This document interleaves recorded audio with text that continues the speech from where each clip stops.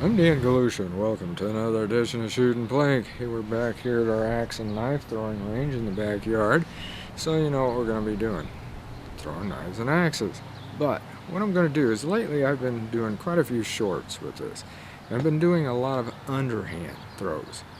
Haven't explained exactly how I do that, but I'm going to try to teach you how to throw an axe. And I've done this before, how to do it no spin, but I'm going to teach you how to throw it so that it will spin from a further distance. We're back here a little past the competition distance of 13 feet, and we're going to start off with the axes. Now, here's the one thing, the choice of your axe and your knife. There's a lot of different ones you can choose from, but the weight and the design can really make a difference in spinning something underhand. More weight is better because when you're doing it underhand, you are not using the same force that you will overhand. Also, you can grip them different because what we're going to do here, and I'll start out with the axe, battle axe is a good thing for you to start with on this. And I will choke it up from this distance, I'll choke it up to here. Now, if I was going to throw that overhand, I'd have it here. But I'm going to bring it to about here, because what I'm going to try to do is stick the blade area. If I threw it here, I would probably stick this top point. Again, that's another reason for using a battle axe. And it's a little bit easier to grip this way, and a good way to start, and then you can expand out to other designs and weights. Because I've done a lot of, on the shorts, I've done a lot of throwing with that Venus knife, which is actually a no-spin knife, but I use it for the other, and it works real good at underhand. But it's a lot lighter weight because the knife that I'm going to be showing you, which is a big black sword, is about 9 ounces heavier than that Venus, so definitely a difference. But first we're going to do this. We're going to have it to here. Let me grab my other two axes. Okay, now got all three of my battle axes here. These are the ones I designed, by the way. This is the Eagles. The company calls them Hawks sometimes. They're put out for anthurium. And let me throw that. You can see got a big red bullseye down here now. And again, we're probably a little bit further back than what I'd said. But see, the blade stuck, and it stuck about the bullseye.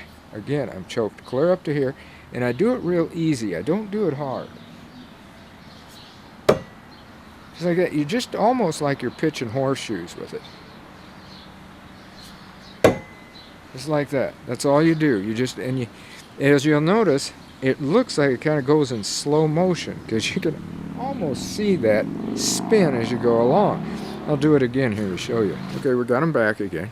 And by the way, when I threw those there, you'll notice I'm going to stand over here so maybe you can see it a little bit better. Hopefully I can stick them just as easy. But again, I'm just doing it just kind of like pitching a horseshoe. That one went a little high.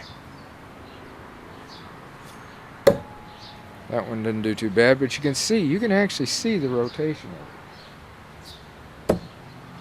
And that one I threw just a little bit harder, and if you'll notice, it didn't spin quite the same, and it stuck in more towards the top.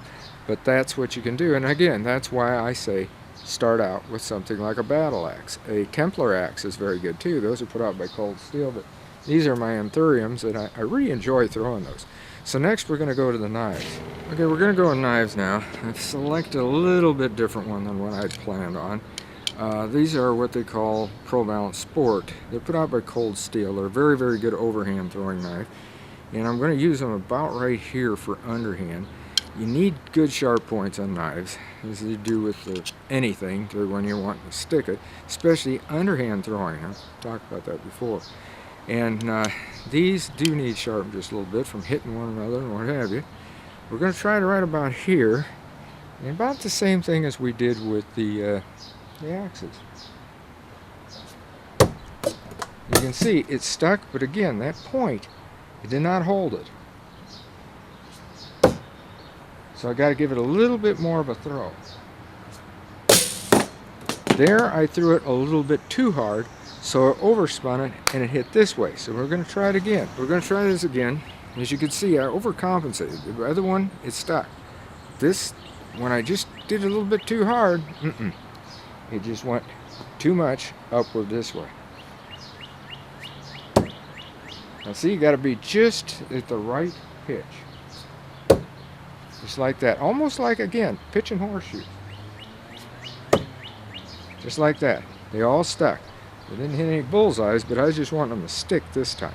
So let me grab those again. Now each one of those, when I was pitching them, I had them like this. I had my finger rested right in here, and that's what you want to do. Any over or underhand, but especially on underhand, is more critical there than any time because you're throwing so much different. You're going this way and gauging your speed on that and where to release it. Now, I will release it just about here, as you'll see here. Just about right like that. That's where I released it, right here, where my arm was out here. And that one, again, I did a little bit of over. Again, we'll do this. There. You can see when my arm goes here, that's what it does. But the other time, I was just actually a little bit early on it when I released it, but I was also going just a little bit harder. That's why you really want to get used to, okay, how hard. Each different knife is going to be different, each different weight, axes and knives. And those right there are some good ones to start with, as you can see. And I did overdo it a little bit on it. Now we're going to try to throw on a different one. These are called jack daggers. I only got a couple of these. We're going to throw these a little bit different. I'll tell you about it afterwards. Again, this is going to be underhand, but we're going to go all the way back 5 meters around where you're at. So let's try it.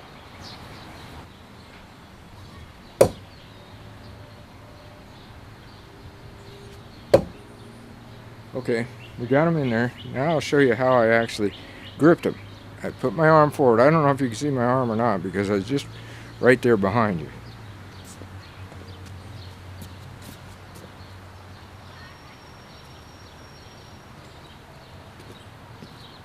Again, this will show you that each one's a little bit different. I would grip this one down here. It's almost like a trigger hold.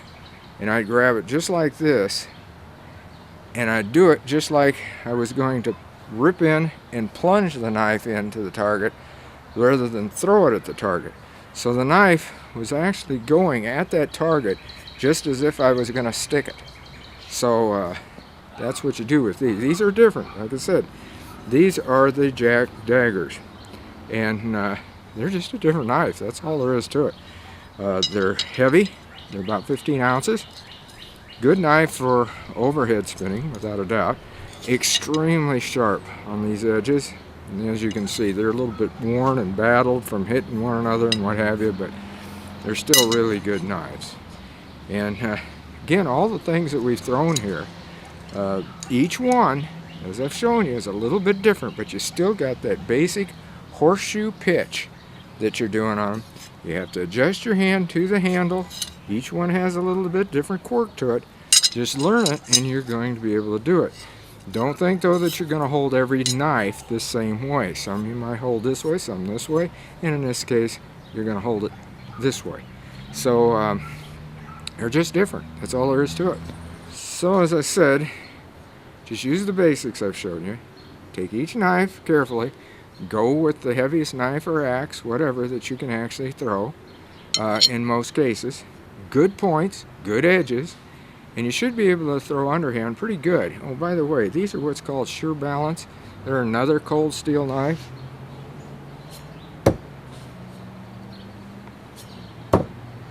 They stick too. So until next time, shoot safe and have a great day of plinking.